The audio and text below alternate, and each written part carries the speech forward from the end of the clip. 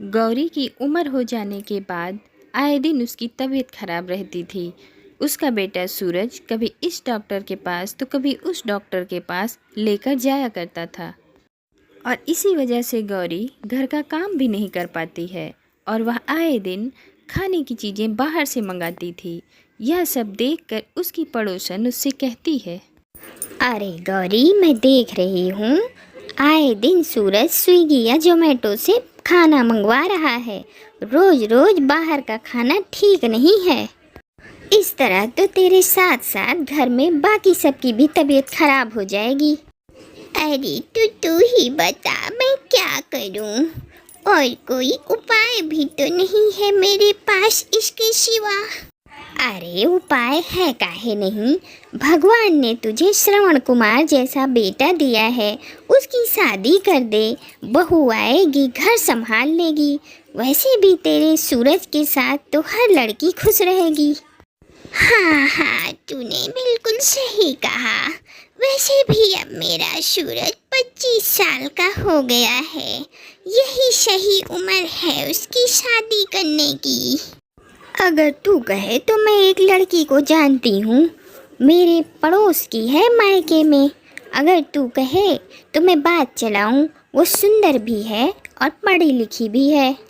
हाँ, नेकी और पूछ पूछ बढ़ा तू बात आगे। अगर भगवान चाहेगा तो अगले महीने मेरे सूरज के हाथ पीले हो जाएंगे। पड़ोसन सूरज के घर वालों के बारे में शीनू से बात करती है और उन लोगों को भी सूरज पसंद आ जाता है। इस तरह सूरज और शीनू का रिश्ता पक्का हो जाता है और अगले महीने सूरज और शीनू की शादी भी हो जाती है। अगले दिन गौरी बबलू से कहती है, अब घर में बहू आ गई है, मेरे बेटे को परेशानी भी नहीं होगी। उसको खाना भी बना बनाया मिल जाएगा और वो भी घर का। अब सूरज अपने काम पर ध्यान भी दे पाएगा। डॉक्टर के यहाँ तो मुझे शीनू ही ले जाया करेगी। बहू के आने से कुछ नहीं होता। अगर तुम्हारी बहू तुम्हारी तरह इस घर को अपना मानेगी तब ना। शादी के बाद शीनू कुछ दिनों तक तो ठीक रहती है, लेकिन कुछ दिनों बाद वह अपना रंग दिखाना शुरू कर देती है। फिर एक दिन गौरी सुबह होते ही अपनी बहू से कहती है, अरे बहू, मेरे गले में बहुत जोरों का दर्द हो रहा है, जरा एक गिलास पानी ला कर देना। गौरी की आवाज़ सुनते हुए भी शीनू इग्नोर कर देती है। सुबह पहले उठने के साथ ही ये बुढ़िया चालू हो जाती है, ये चाहिए वो चाहिए। अभी शादी को 4 दिन हुए नहीं, जीना हराम कर दिया है इसने मेरा। गौरी बार बार अपनी बहू शीनू को आवाज़ लगाती है, पर शीनू सुनती ही नहीं। तब सूरज आकर अपनी पत्नी से कहता है, तुम्हें सुनाई नहीं देता है क्या? इतनी देर से माँ तुम्हें बुला रही है। सुनाई देता है तो क्या करूं? सुबह होते ही तुम्हारी माँ तो अपनी बीमारी का रोना गाना चालू कर देती है। दुखी कर दिया है मुझे। देखो, एक बात कान खोलकर सुन लो। इस घर में अगर रहना है तो तुम्हें मेरी माँ की सेवा करनी ही होगी। इतने में गुस्से से फनफनाती हुई शीनू गौरी के पास जाकर कहती है, अरे क्या हो गया? अब कौन सी बीमारी हो गई है आपको? बहू, कल रात से मेरे गले में बहुत जोरों का दर्द हो रहा है। एक गिलास गर्म पानी ला दे, नमक डालकर। शीनू झट से किचन में जाती है और एक गिलास गर्म पानी लेकर आती है और अपनी सासू माँ को देती है। शीनू जैसे ही गर्म पानी लेकर आती है और गौरी को देती है तो गौरी अपने पैरों को सीधा करते हुए बोलती है, उई माँ, घुटने सीधे ही नहीं कर पा रही हूँ। बहू, जरा सामने फ्रिज पर ठंडू बाम का मलहम पड़ा है, जरा उठा कर देना।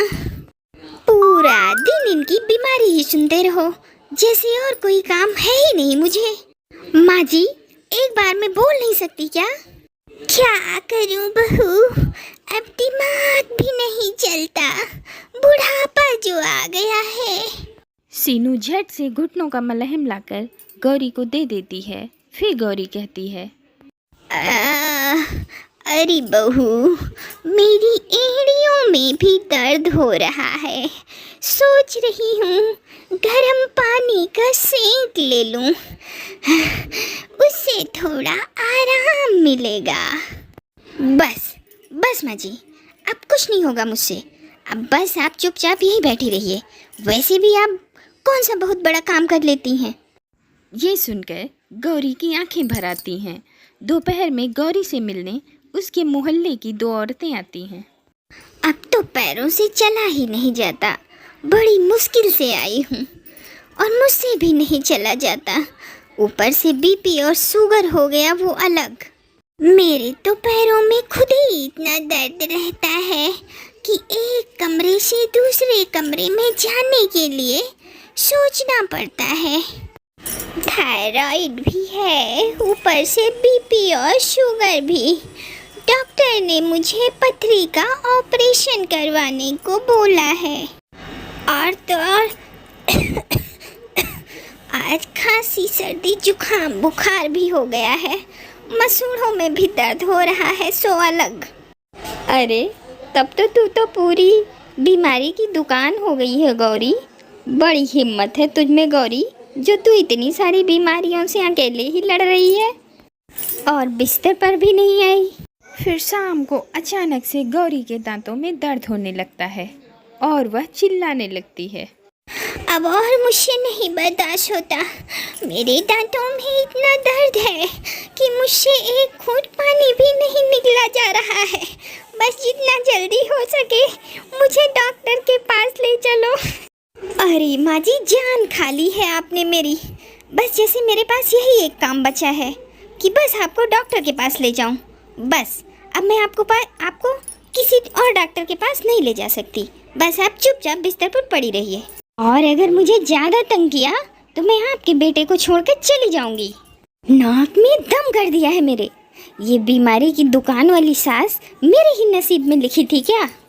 गौरी खून के घूंट पीकर रह जाती है ताकि बेटे का घर न टूटे। और अगले दिन सुबह गौरी को पथरी का दर्द उठ जाता है और वह चिल्लाने लगती है, लेकिन सीनू एक नहीं सुनती। ये बात सूरज को जैसे ही पता चलती है, वह भागकर घर आता है और गौरी को हॉस्पिटल ले जाता है। उधर डॉक्टर गौरी का ऑपरेशन करते हैं और इधर सूरज सीनू को एक जोरदार थप्पड़ खींचकर मारता है। अरे ऐसी हालत में तो दुश्मन भी मदद कर देते हैं, तुम तो उससे भी बदतर निकली। तुम्हारी माँ मर जाए तो अच्छा है, कौन सा पहाड़ तोड़ रही है जी के। इतना कहकर सीनू अपने मायके चली जाती है। जैसे ही वह अपने मायके पहुंचती है तो वहाँ देखती है उसकी भाभी रितु उसकी माँ पर चिल्ला रही है। जान खा गई हैं आप मेरी। पूरा बीमारी की दुकान है आप दुकान, कभी कुछ तो कभी कुछ। मेरा बस अब यही काम बचा है क्या कि दिन भर आपको डॉक्टर के पास लेकर भागती फिरूं। अब चुपचाप आप यहीं बैठी रहिए। वैसे भी कौन सा काम कर देती हैं आप। अरे बहू, मैंने ऐसा क्या कह दिया। बुढ़ापा है, ये दिन तो सब पे आते हैं। मेरे घुटनों में बहुत दर्द हो रहा है। अरे तो मुझे बख्श दीजिए, ज़्यादा परेशान किया तो आपके बेटे को छोड़कर चली जाऊंगी। अपने बेटे का घर बसाने के लिए रितु चुप हो जाती है और फूट फूट कर रोने लगती है। यह सब देखकर सीनू की आंख भर आती है। रितु भी वही कर रही है जो मैं अपनी सास के साथ करती हूँ। जब मुझे इतनी तकलीफ हो रही है तो सूरज को कितनी तकलीफ होती होगी उनकी माँ के लिए। अपनी गलती का एहसास होते ही सीनू अपनी ससुराल वापस चली जाती है। वहाँ पहुँचकर देखती है तो सूरज अपनी माँ की सेवा कर रहा होता है। सीनू वहाँ पहुँचकर गौरी के पैरों में गिरकर रोने लगती है। मुझे माफ़ कर दीजिए माँ, मैं भूल गई थी कि मैं जैसा आपके साथ करूँगी वैसा ही कोई और मेरी माँ के साथ करेगा। बुढ़ापा तो सबको आता है, कल को मैं भी तो बीमारी की दुकान हो जाऊंगी। बहू, तू वापस आ गई, यही काफ़ी है। अपने आंसू पोंछ ले बेटा तू। शीनू गौरी के गले लग जाती है और अब वह साथ साथ खुशी खुशी रहने लगती है।